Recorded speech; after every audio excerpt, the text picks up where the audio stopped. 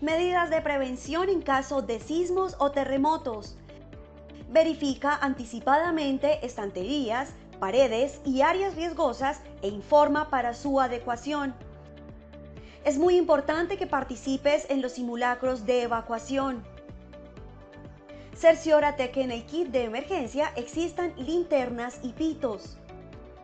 Durante el evento telúrico, recuerda que no debes correr, mantén la calma y no grites. Por ningún motivo utiliza el ascensor. Protégete junto a columnas o superficies que resistan la caída de objetos. Identifícalos con anterioridad. No te acerques a ventanas ni estanterías que representen peligro. Ubícate cerca de columnas, agachado y cubriendo lo mejor posible tu cabeza y cuello con las manos. Recuerda siempre que se presentarán réplicas y verifica objetos inestables para evitar más accidentes. Si te encuentras en la parte exterior, debes tener distancia de árboles y postes. Para la evacuación debes salir ordenadamente sin obstaculizar las escaleras o puertas de emergencia. Si te encuentras atrapado, de ser posible, activa la luz de tu celular, un timbre fuerte o golpea un objeto que esté cerca para ayudar a tu ubicación. Es importante interrumpir los sistemas de energía y gas. Al salir, ten cuidado con la caída de vidrios y objetos contundentes y dirígete al punto de encuentro asignado en los simulacros. Los sismos o terremotos no se pueden prevenir, pero tú sí puedes salvar tu vida y la de los demás.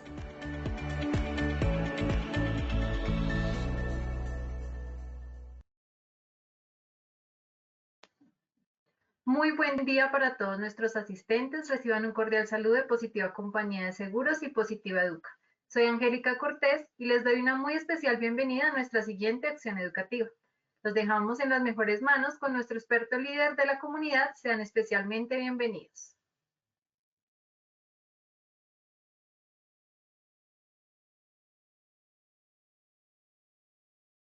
Muchas gracias, Angélica. Bienvenidos todos a su comunidad de la prevención de riesgos mecánicos. Hoy estamos ya arribando a la cuarta estación, a la cuarta parada, con la acción educativa titulada Gestión de Seguridad en las Herramientas de Poder. Ustedes recuerdan que en la acción educativa pasada estuvimos revisando los elementos de la gestión de seguridad en las herramientas de mano. Hoy vamos a retomar esos temas y vamos a dar un paso más allá, más adentro, mirando esa misma gestión de la seguridad aplicada a las herramientas de poder. Como les digo, ya es la cuarta estación, la cuarta parada. Este año va volando y así como va volando el año, pues también van volando nuestras acciones educativas. Sin más preámbulo, quiero cederle la palabra nuevamente al ingeniero Fernando, quien nos va a apoyar el día de hoy con la evaluación inicial. Ingeniero Fernando, por favor, vamos con la evaluación inicial. Claro que sí, ingeniero. Bueno, entonces vamos a iniciar con la primera pregunta de nuestro sondeo inicial. Nos dice la primera pregunta. La gestión de seguridad de herramientas requiere A, planear, verificar, B, hacer, actuar, C, A y B son correctas. Por favor, seleccionen en su pantalla la respuesta que consideren es la más acertada.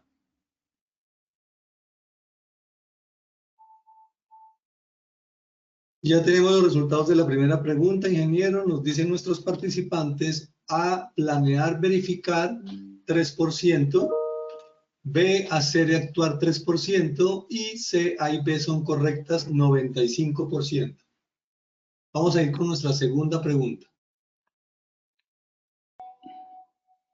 El punto de partida para la gestión de herramientas manuales es A, la política, B, los recursos, C, el diagnóstico.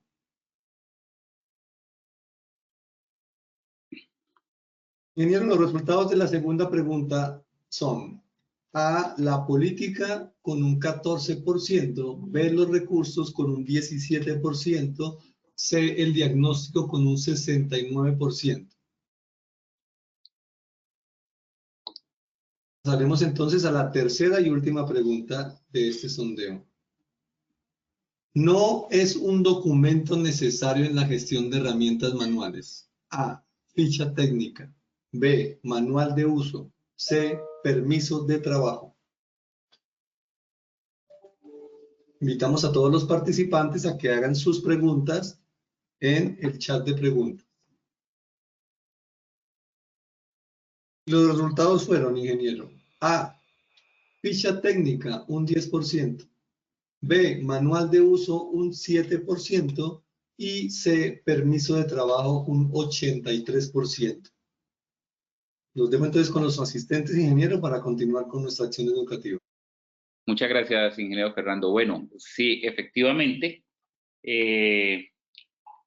hay varios elementos que podemos retomar aquí de la evaluación inicial. Como ustedes saben, pues siempre se aplica esta evaluación inicial para poder identificar con qué conocimientos llegan y al final volvemos a aplicar esta evaluación para poder determinar si, de acuerdo a los objetivos propuestos, pues digamos que esos conocimientos, esos objetivos de la acción educativa, pues fueron logrados. Con la diferencia que hace al final, cuando se den las respuestas, pues vamos a hacer la retroalimentación de por qué A, B o C es correcta. Pero también nos sirve bastante para poder identificar dónde hay una dispersión o una, de pronto, dónde están esos conceptos que tienen deficiencias y poder ir allí dentro del contenido de la presentación un poco más lento y donde, pues, por ejemplo, la primera pregunta quedó bastante clara, pues apenas un 6% contra un 94% de acierto de que la gestión de la seguridad de herramientas pues tiene que ver con el planear, hacer, verificar y actuar, es decir, todas las preguntas son válidas. Pero en el caso de la segunda pregunta, del punto de partida, si es la política, el recurso del diagnóstico, el punto de partida fue el que menos generó respuestas, el que menos generó aciertos. El punto de partida de todo sistema de gestión siempre es la política. El diagnóstico es fundamental, es indispensable, hace parte de la planeación, pero no es el punto de partida. El punto de partida siempre en un sistema de gestión va a ser la política. Pues, y en la tercera pregunta, sobre los documentos que no son necesarios, allí también hubo una mayoría de aciertos. Ya vamos a ir en el contenido en el cuerpo de la presentación, ir explicando estos temas. Lo importante aquí en este punto es quedar claro que nos sirve mucho esta evaluación inicial para poder determinar con qué conocimiento llegan y después con qué conocimiento terminan al final de la acción educativa. ¿Cuál es el objetivo entonces que nos proponemos?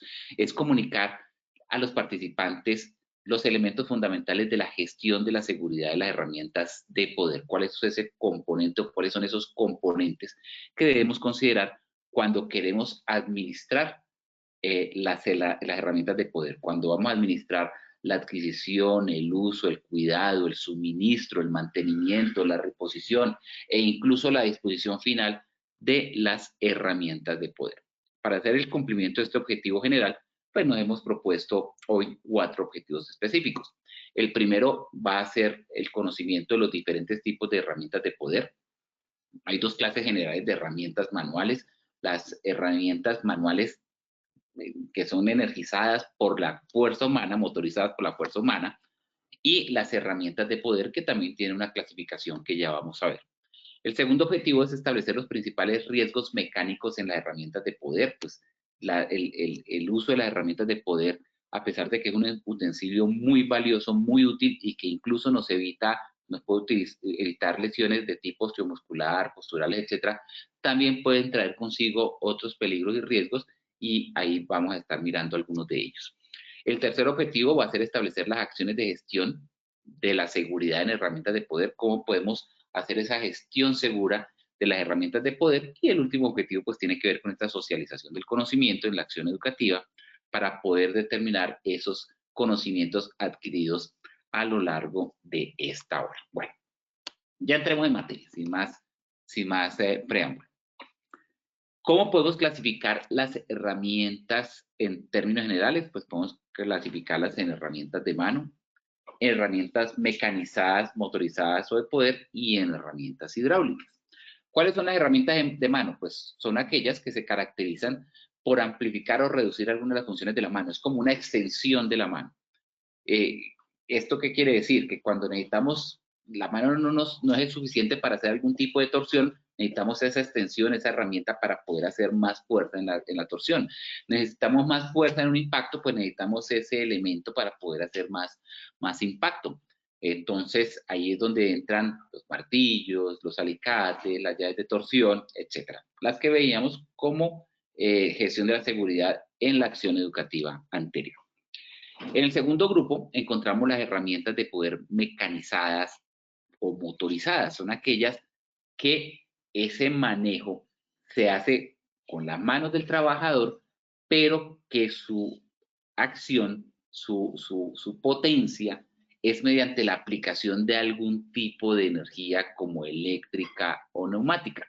Entonces allí encontramos taladros, allí encontramos pulidoras, allí encontramos perforadoras, digamos, ese tipo de herramientas que hacen esa acción, ese trabajo, pero ya motorizadas por algún tipo de energía.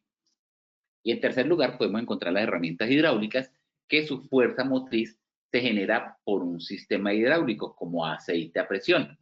Estas requieren alta potencia, por ejemplo, extractores, elementos de extracción o prensas, gatos hidráulicos. Estas están clasificadas en este tipo o en esta clasificación y en esta categoría. Bueno, igualmente, pues también se me olvidaba recordar, como lo mencionó el ingeniero Fernando al inicio, el chat de preguntas está abierto para que por favor no solamente incluyan sus saludos, sus comentarios, sus observaciones, cualquier situación, cualquier comentario extra que quieran hacer, sino también para que envíen sus saludos, nos digan de dónde están conectados y con mucho gusto aquí los estaremos saludando. Por ejemplo, William Hernández nos dice buenas tardes, espero que se encuentren bien, mucho gusto. Patrullero William Hernández de la Asociación de Policía de Ricaurte, norte de Santander. Un patrullero, Dios y Patria, bienvenido a esta acción educativa. Bueno, sigamos por acá, como les digo, bienvenidos todos sus saludos y por favor nos dicen de dónde están conectados.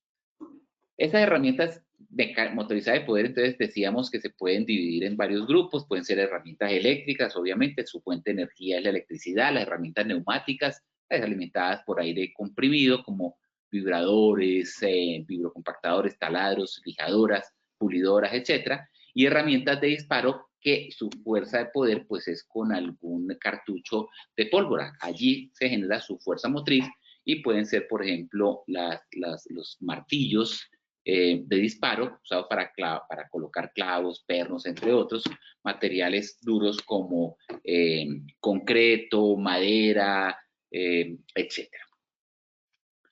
¿Qué hay que considerar en la seguridad en las herramientas de poder? En la seguridad de las herramientas de poder hay que considerar que no solamente se puede generar un accidente en el uso incorrecto de las herramientas de potencia, sino también en toda su cadena de manejo, en toda su cadena de administración, en la adquisición.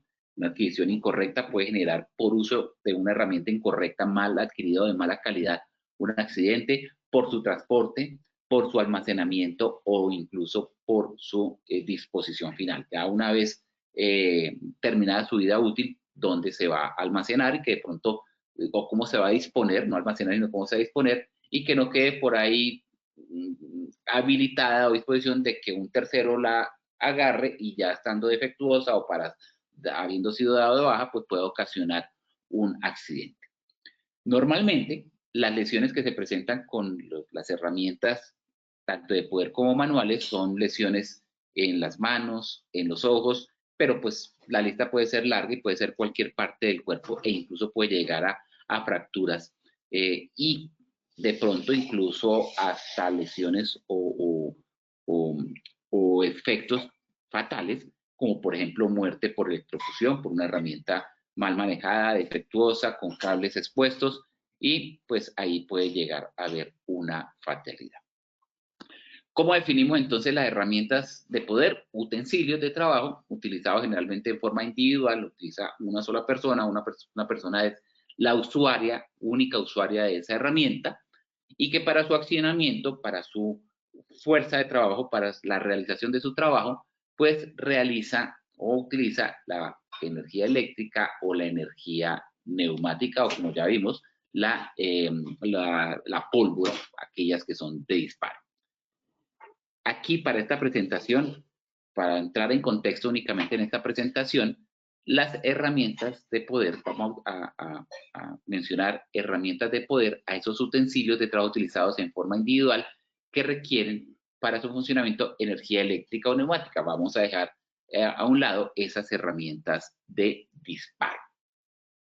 Ahora, ¿qué es la gestión de seguridad en las herramientas de poder? Pues la gestión de seguridad es ese proceso administrativo que consiste en un conjunto de acciones orientadas a la aplicación sistemática de políticas, procedimientos y prácticas de gestión para analizar, valorar, evaluar y controlar la selección, uso y cuidado y reposición de herramientas de una organización.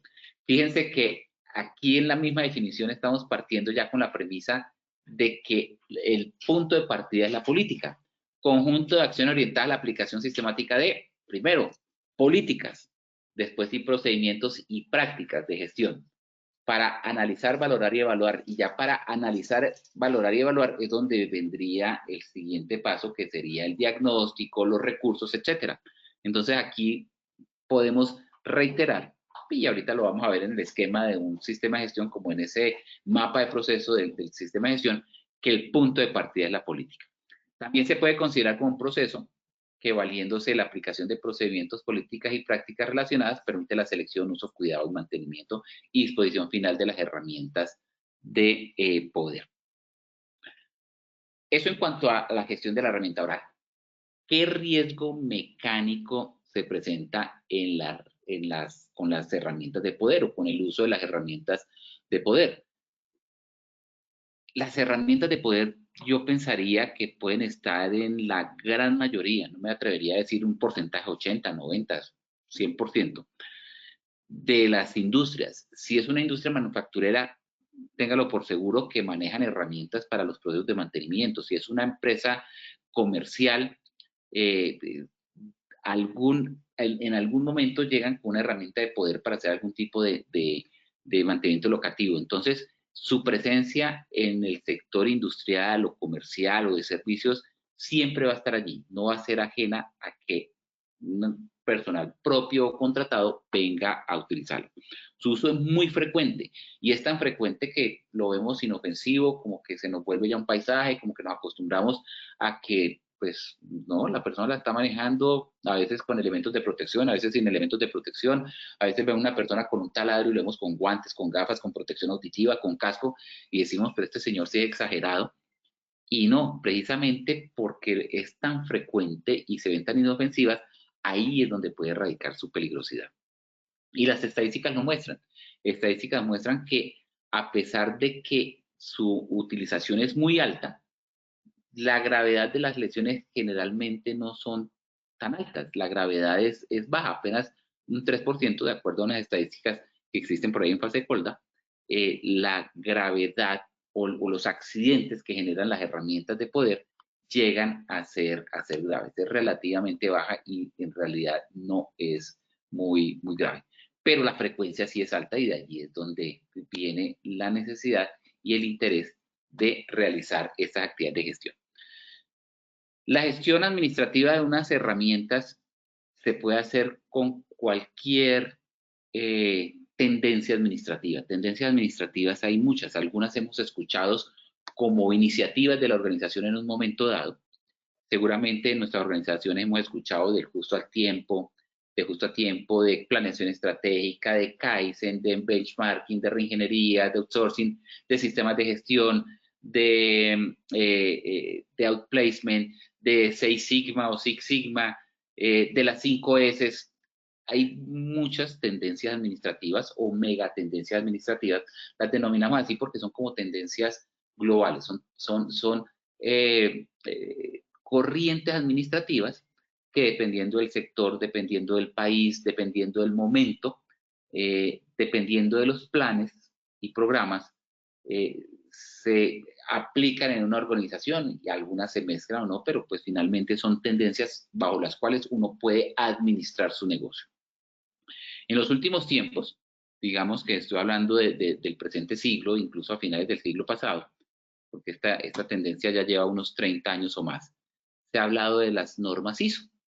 de la norma de gestión de calidad inicialmente, después la ISO 9000, después entró la ISO 14001 sobre medio ambiente, después la ISO 45001 sobre sistemas de gestión de seguridad y salud en el trabajo, pero normas ISO, pues hay ISO para seguridad en la información, para seguridad en los procesos. Bueno, hay muchas normas ISO que se han venido aplicando, que se han venido generalizando en nuestro medio, y ese mismo esquema de las normas ISO que está en ese ciclo de PHBA, planear, hacer, verificar y actuar, es la que podemos aplicar para la gestión administrativa de las herramientas, pero también podríamos aplicar un justo a tiempo, también podríamos aplicar un Kaizen, también podríamos aplicar una planeación estratégica, podríamos aplicar cualquier otra, pero digamos, podemos enmarcarla dentro de ese ciclo de planear, hacer, verificar y actuar.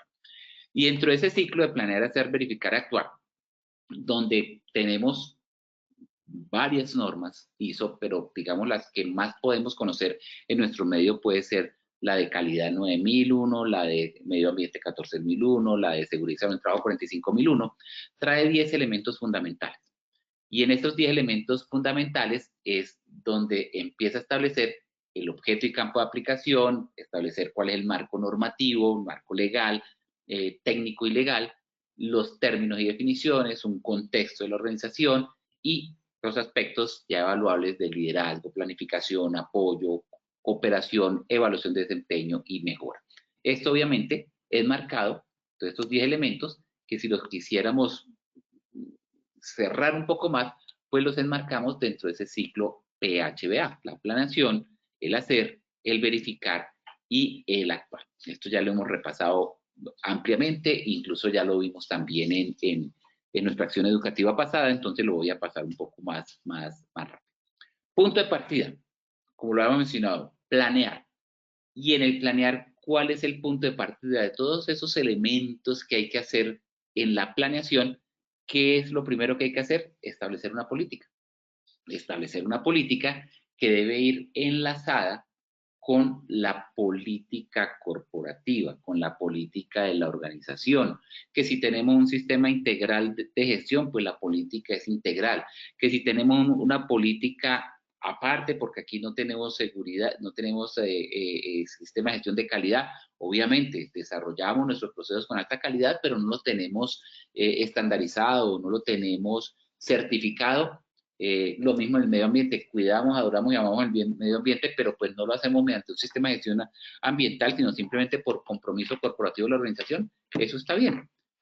Que en cambio el sistema de gestión de seguridad y salud en el trabajo, a diferencia de los demás sistemas de gestión, pues sí es un sistema obligatorio establecido a través del decreto 1072 por el gobierno nacional a través del Ministerio de Trabajo. Bueno, entonces allí sí establecemos una política que, como les digo, puede ir enlazada con las políticas de planeación estratégica, la política estratégica o la política corporativa de la organización, o simplemente establecer la política de administración de las herramientas alineada con la política del sistema de gestión de seguridad y salud en el trabajo, donde establece cuál es el norte en cuanto a la administración de las herramientas, cuál es su rol en la prevención de lesiones, en la prevención de accidentes y en fomentar la productividad de la organización. Y de la política, pues se determinan cuáles son los objetivos, qué objetivos se siguen dentro de la administración de las herramientas de acuerdo a la política establecida. Y allí entonces se planea cuáles son, porque ya tenemos la política, ya sabemos qué queremos, ya establecemos el rumbo y ahí determinamos para ese rumbo cuáles son los recursos que requerimos, cuáles son las responsabilidades, qué indicadores necesitamos para medirnos y después sí establecer la evaluación inicial de necesidades. Fíjense que era la pregunta, 69% indicaron que era el diagnóstico, que es esta evaluación inicial de necesidades. ¿De dónde sacamos el diagnóstico? De evaluar cuáles son nuestras necesidades. Pero antes de evaluar las necesidades, ya debemos haber establecido una política, unos objetivos, quiénes eran los responsables, unos indicadores, y ahí sí establecer esa evaluación inicial de necesidades. Entonces, muy importante para que lo consideren, lo tengan en cuenta, el primer paso a seguir, el primer elemento, el punto de partida es la política. De ahí seguimos ya con esas necesidades, determinamos qué capacitación requerimos, las prioridades en cuanto a una normatividad, exige una normatividad específica para algún tipo de herramienta, hay que considerarla, no lo sé, porque no sé qué tipo de herramienta tiene usted en este momento, entonces hay que verificar que la herramienta, por ejemplo, cumpla con algunos estándares del RETIE, está incluido o no está incluido, o en algunas situaciones o ambientes o tipos de atmósfera, qué tipo de herramienta se debe utilizar, que sea antichispa, que sea antiestático, etcétera. Entonces hay que mirar esos aspectos normativos, los riesgos críticos de intervenir, la efectividad de las medidas de control y obviamente las principales causas de la accidentalidad que se hayan podido presentar en la organización por el uso de herramientas, y eso hace parte de la evaluación inicial. La evaluación inicial no solamente de las necesidades de herramienta, sino de qué ha sucedido por causa o por cuenta de las herramientas. En el hacer ya cuando vamos a realizar lo que hemos planeado, pues hay que establecer las medidas de prevención y control de acuerdo al esquema de jerarquización de jerarquización de los controles, donde se determina que hay que eliminar el riesgo, hay que intervenir el riesgo, hay que hacer controles de ingeniería, hay que sustituir el riesgo, hay que hacer controles administrativos y obviamente elementos de protección personal. Y dentro de esos controles de eliminación o administrativos, cualquiera de los dos podría caber esta acción, es el mantenimiento de las herramientas, de asegurar y garantizar a través de un programa de mantenimiento, que es un control administrativo, de que las herramientas siempre están en perfecto estado de uso. Considerar también la gestión del cambio. ¿Qué sucede si nos toca llevarnos el trabajo a casa? Y llevar el trabajo a casa involucra también llevarnos herramientas a casa, que involucra dentro de esa gestión del cambio las ampliaciones, el cambio de procesos, el cambio de metodologías en cuanto al uso de la herramienta. También la ejecución del plan de capacitación, un plan de capacitación que se ha establecido de acuerdo a esas necesidades que tenemos, de acuerdo a los riesgos que hemos tenido, los accidentes que hemos tenido, y donde se debe reforzar la capacitación, no solamente en el uso y cuidado de la herramienta, no solamente en la forma de usar, de aplicar, de utilizar la herramienta, sino en cómo cuidarla, cómo mantenerla o cómo hacerle algún tipo de reparación en caso de que el trabajador esté formado, entrenado y habilitado para realizarlo. En el hacer también están las adquisiciones. ¿Cómo se van a realizar las adquisiciones? ¿Cómo se van a seleccionar los proveedores? Se va a depender de un solo proveedor, se va a depender de una sola marca, se va a depender de un proveedor que sea multimarca, se va a contar con inventario para esas partes de repuesto que requiera la máquina o para esos consumibles que tiene la máquina. Cuando estoy hablando de máquina, estoy hablando de la herramienta. Para esos consumibles de la herramienta o para las partes de repuesto que vamos a revisar si nuestro proveedor tiene o nos puede garantizar ese suministro permanente, si nos ofrece garantía de calidad, garantía de reposición, garantía de disponibilidad, garantía de repuestos y por cuánto tiempo nos puede ofrecer esa garantía, incluyendo dentro de esa adquisición si ese proveedor pues también está dispuesto a ayudarnos y apoyarnos con los temas de capacitación, y en dado caso si se llegara a presentar por alguna razón un accidente, pues también que nos apoyara en la investigación de ese accidente, si es por algo que se puede atribuir al uso, al mal uso o a las características de la herramienta. Y también el tener en cuenta la contratación, porque pues no podemos olvidar esa parte interesada que son nuestros contratistas, que no podemos tener toda una exigencia, un estándar muy alto de exigencia en seguridad y en manejo de herramientas para nuestros trabajadores, pero cuando lleguen los terceros a hacer un trabajo, ellos sí pueden hacer o trabajar de cualquier manera, ¿no? Es muy importante involucrarlos y hacerles la misma exigencia a los contratistas. Bueno, aquí mientras pasa otra diapositiva, vamos a dar otro saludo. Buenas tardes, ingeniero Julio, dice Claudia Victoria Buitrago. ¿Me puedo orientar qué debo tener en cuenta con las guadañadoras? Bueno,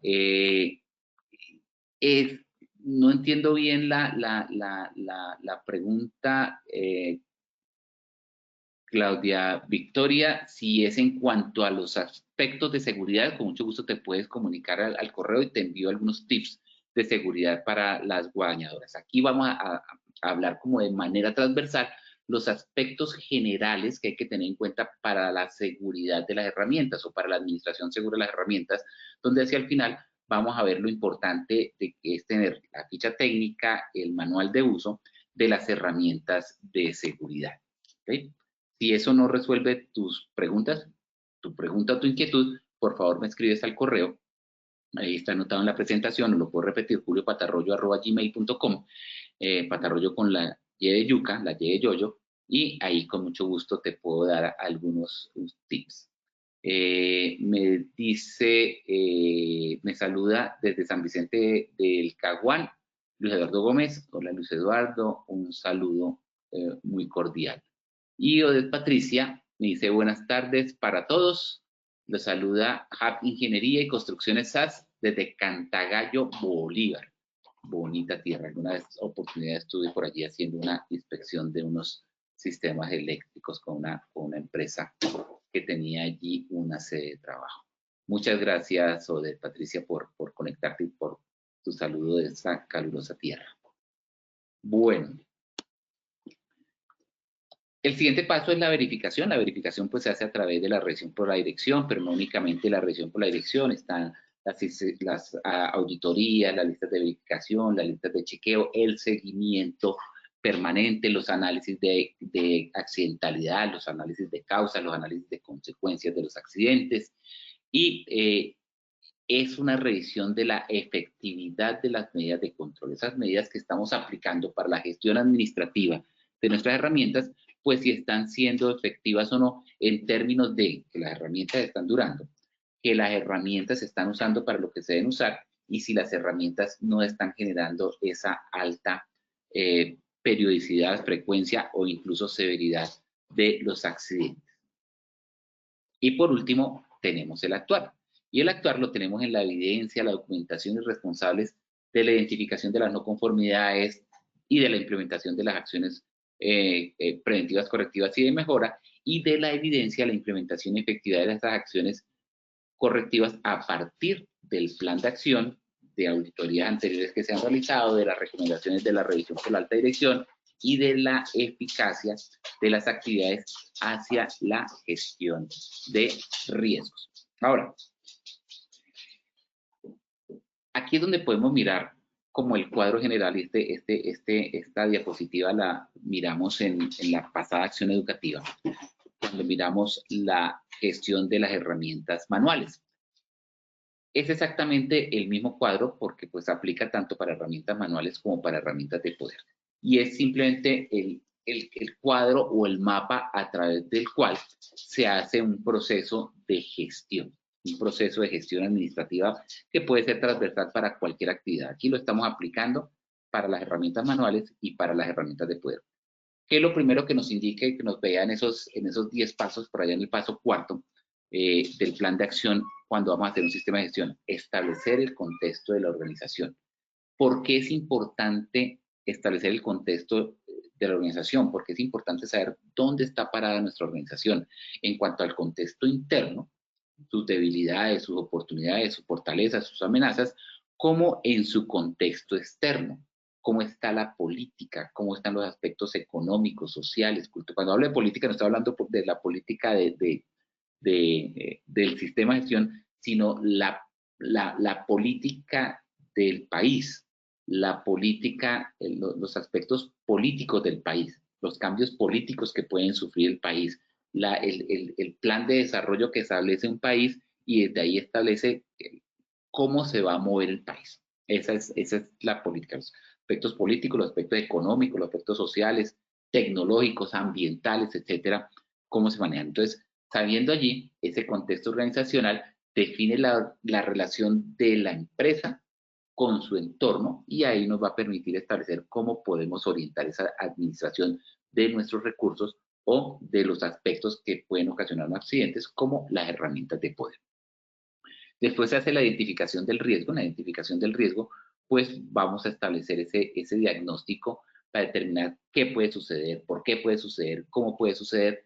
Se analiza el riesgo, analiza qué tan grave es la situación, cuál es la posibilidad, cuál es la probabilidad de que ocurran eventos que no deseamos, no solamente accidentes de trabajo, sino cuál es la probabilidad o posibilidad de que no consigamos un insumo para la herramienta, que no consigamos la herramienta necesaria, que no consigamos un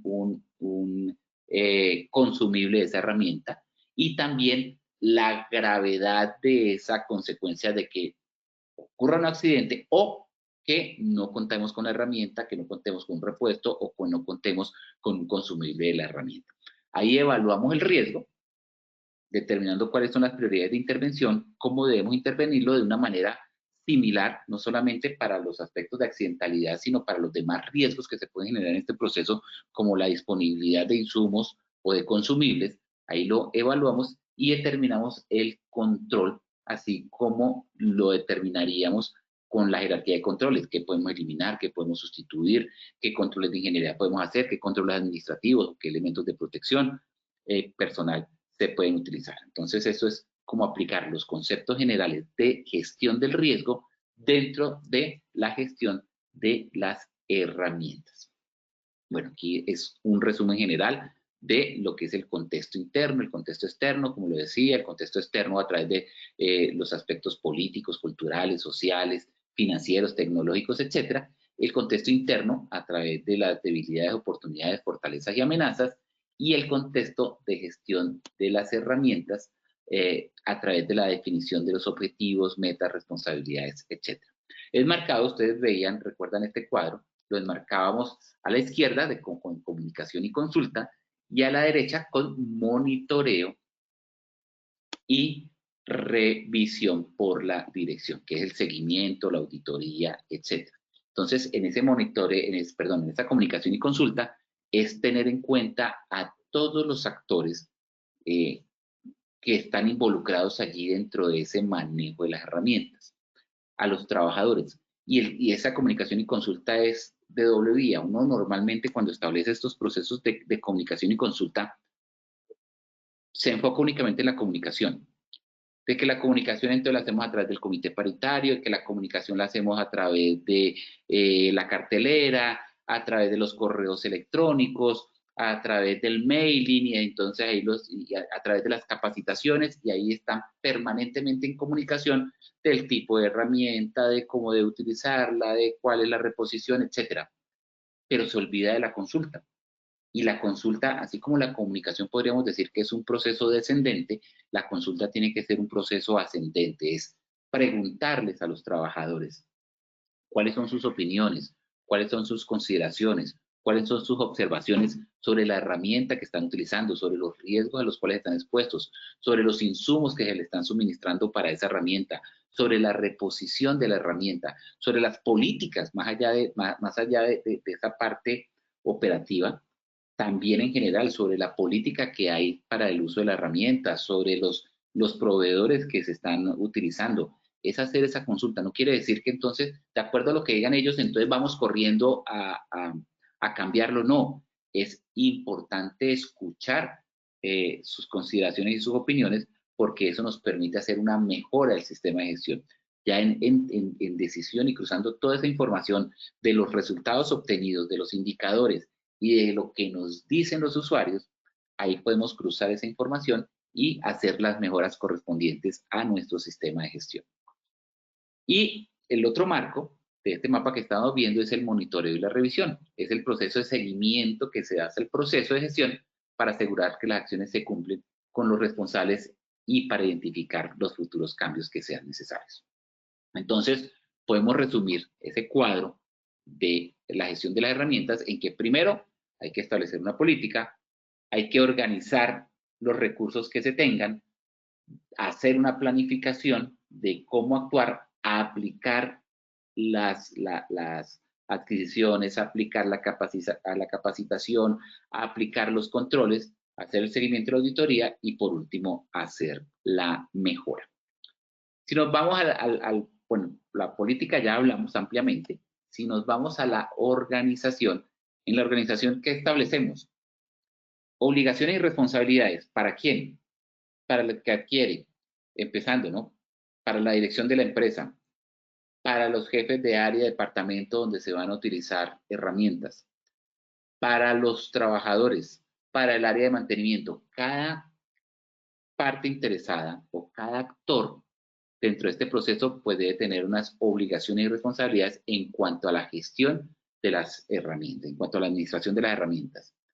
La capacitación, muy importante, el uso, el cuidado, el mantenimiento, la reposición, la documentación y su conservación, cuánto debe estar estos documentos disponibles. Cuando hablo de documentación y conservación es fichas técnicas, listados de capacitación, manuales de uso y el proceso de comunicación, como lo hemos visto ahorita, de comunicación y consulta. Eso en cuanto a la organización. Bueno, ponemos aquí un par de preguntas nuevamente. Buenas tardes, profe. Pregunta Fabiola Giraldo. ¿Usted sí cree que hay muchas empresas que utilizan estas herramientas y si no utilizan estas herramientas y pasa un accidente, qué le pasaría a una persona? Sí, sí creo que hay muchas empresas que utilizan herramientas.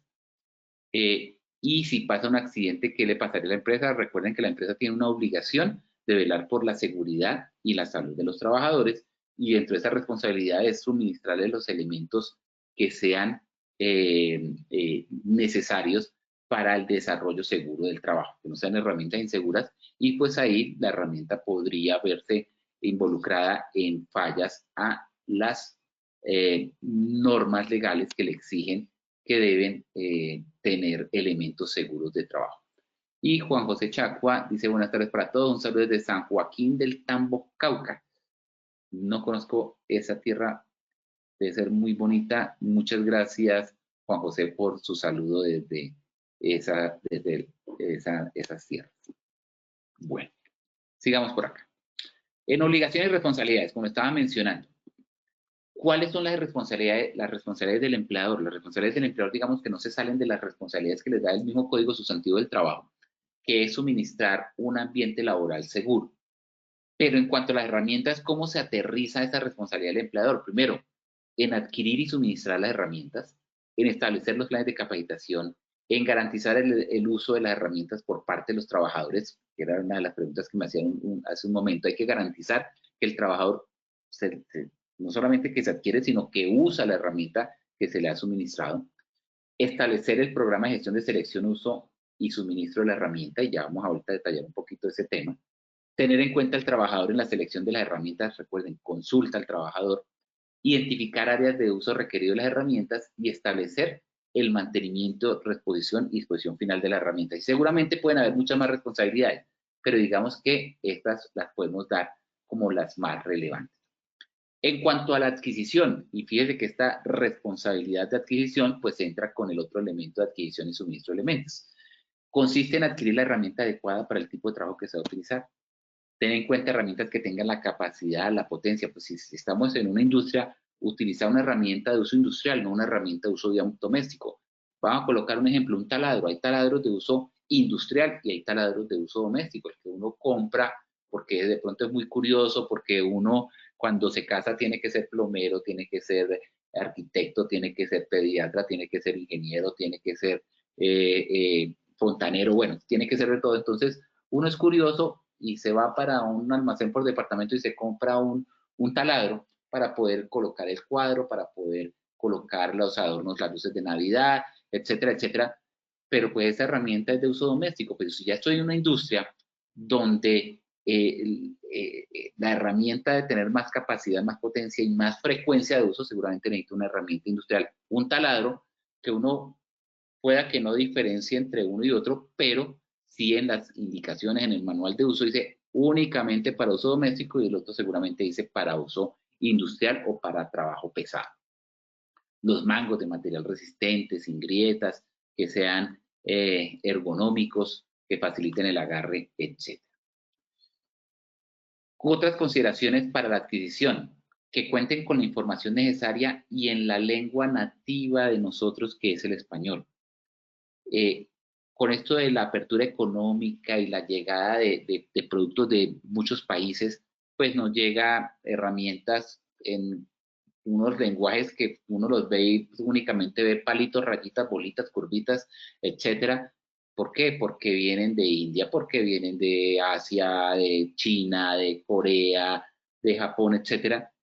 Y va uno a ver el manual, la ficha técnica, y pues no hay un idioma nativo, o si está la traducción, entonces está la traducción al inglés, al francés, pero pues desafortunadamente no todos tienen la fortuna, no todos tenemos la fortuna de ser bilingües o trilingües o manejar de un solo idioma, entonces pues con nuestro colombiano, con nuestro español, nos basta para trabajar, y la ley en cuanto a eso nos apoya diciendo que con la información necesaria en la lengua nativa, en la lengua propia, apropiada para las dimensiones, fuerza y resistencia del trabajador, desempeñar con eficacia la función y el diseño ergonómico de la herramienta. Y el diseño ergonómico de la herramienta va en cómo la voy a agarrar, en el diámetro y la longitud, en la textura, y todo esto hay que considerarlo dentro de la adquisición y suministro de la herramienta. Y ya de allí hay unos elementos que teníamos ahí como responsabilidad, que es establecer el programa de gestión. El programa de gestión pues debe tener una serie de pasos. Aquí hay 10 pasos que seguramente pueden haber más, y yo diría que no deberían haber menos cuando estamos pensando en un programa de gestión de herramientas. Primero, un inventario de las necesidades, un inventario de las herramientas. Segundo, sí o sí, la ficha técnica de las herramientas. Tercero, un programa de inspección del estado de las herramientas, no solamente del uso de las herramientas, sino del estado de las herramientas. Cuarto, establecer los criterios para decir, esta herramienta necesito reposición, y eso tiene que ver mucho con la ficha técnica y el manual de uso. Quinto, establecer los procedimientos para el uso, el mantenimiento y el cuidado de la herramienta.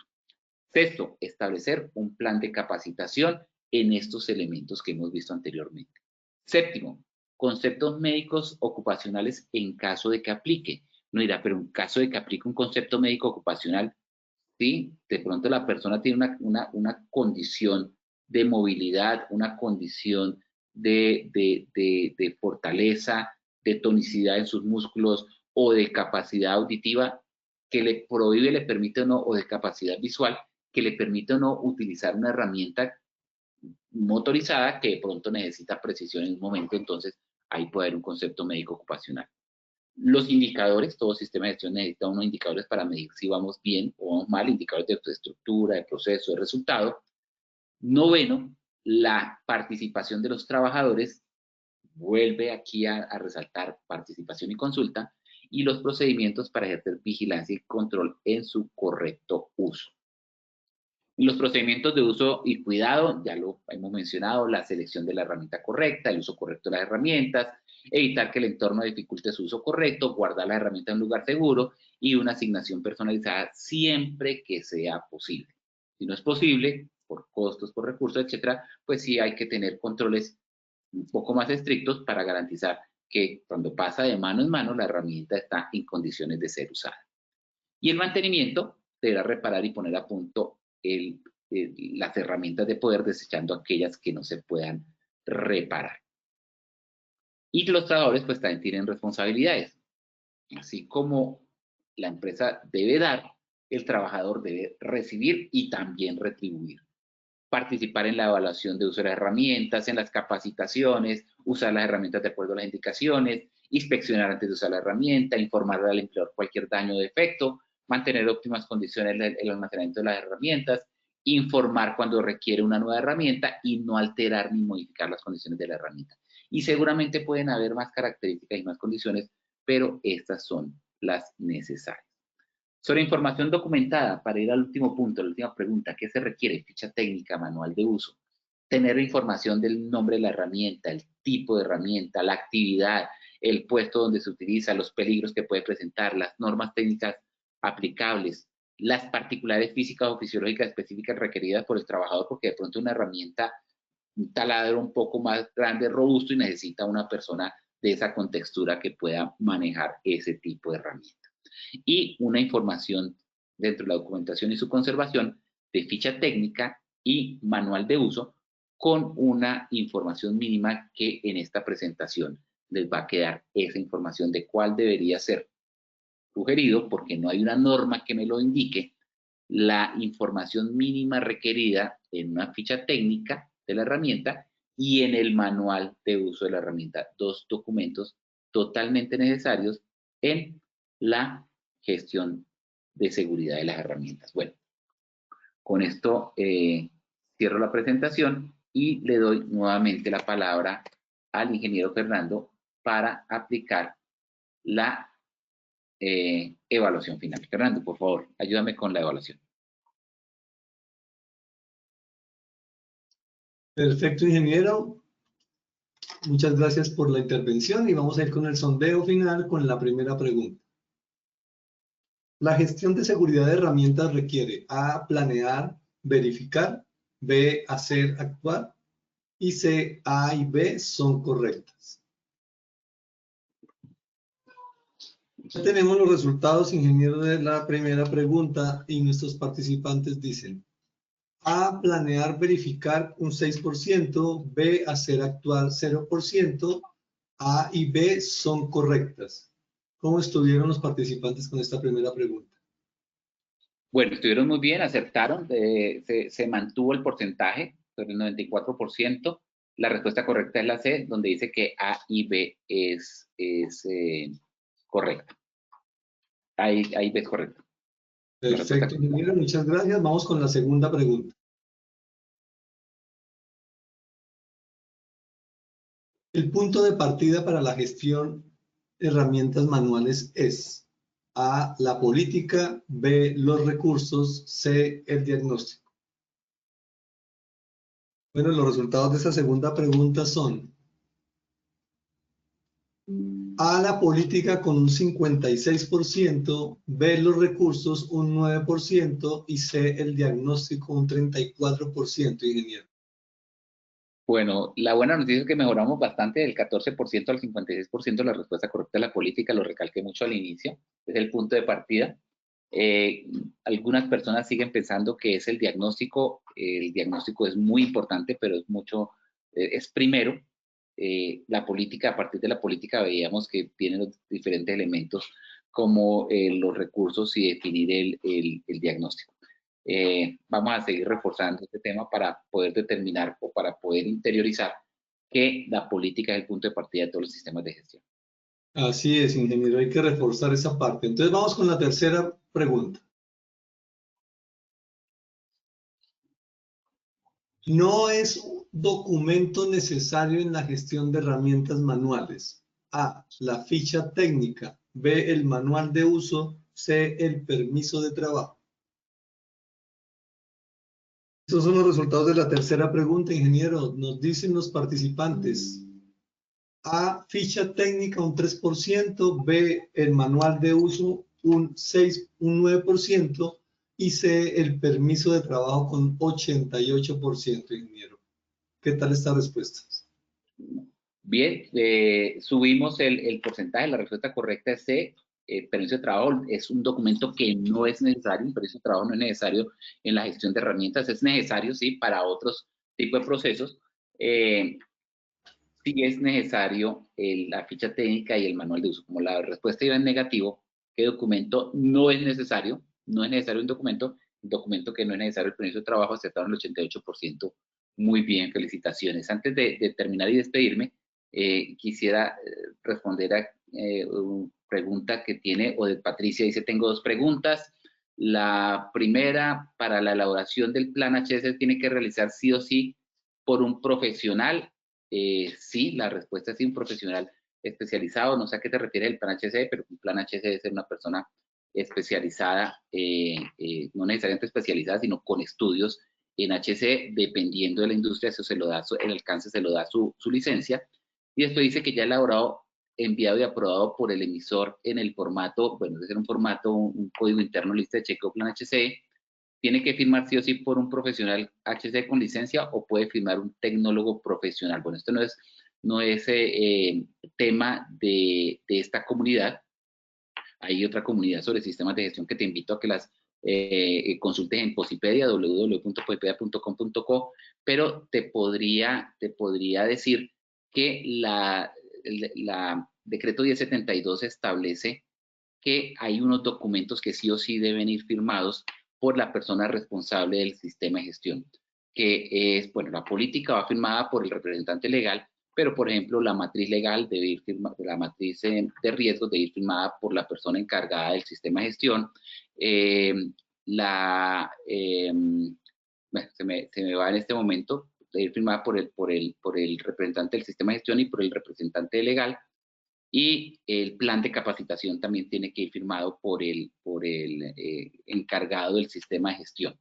Ya una lista de chequeo, yo pensaría que no, pero depende de los requerimientos que tenga tu cliente. Pero vuelvo y te digo, te recomiendo que asistas o puedas revisar dentro de Posipedia información que haya sobre estas responsabilidades de firmas de tecnólogos o profesionales. De mi parte no es más, ingeniero Fernando, muchas gracias por su participación y hasta la próxima oportunidad.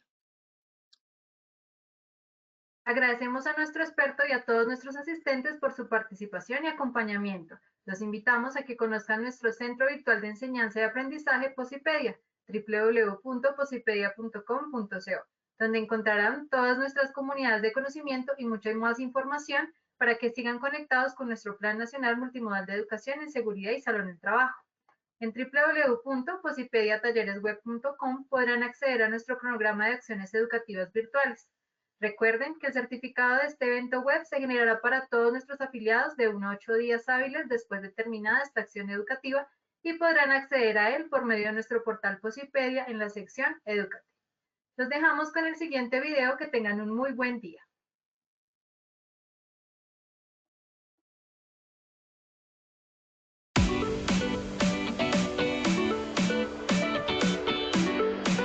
Estos espacios de verdad nutren nuestro conocimiento y nutren la experiencia para seguir implementando mucho más la seguridad y el bienestar de los empleados, pero también el bienestar propio.